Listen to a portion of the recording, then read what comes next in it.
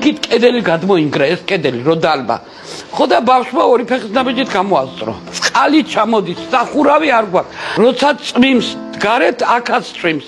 ტუალეტი არ არის და იატაკი დანგრეულია. აქ უსაშველო მდგომარეობა, თაგვები, ვირთხები, დასასვლელი არსად არ გვაქვს. 13 წელი ვცხოვრობთ ყოფილი სამხატვრო სკოლის შენობაში. შენობა არის დანგრეული. ხან საჭმელი გვაკლია, ხან წამალი გვაკლია. ხან პური გვაკლია, ხან ჩასაცმელი გვაკლია. რა ვქნათ, ჩემი შვილის წლისთავი მქონდა და ვერ გადევიყადე. 33 წლის ანგელოზი ბიჭი ჩავდები მიწაში. ტრომბი მოვიდა გულს. შეიძლება დრო გავიდეს და აქედან გავყარო. იგი მინდა რომ ბავშვებს ჰქონდეთ თავის გადახურვა. ყოველი ერთი კაპიკისთვის თუ ვინმე გამოიღებს და დამეხმარება. ყოველი ერთი დალოცვისთვის.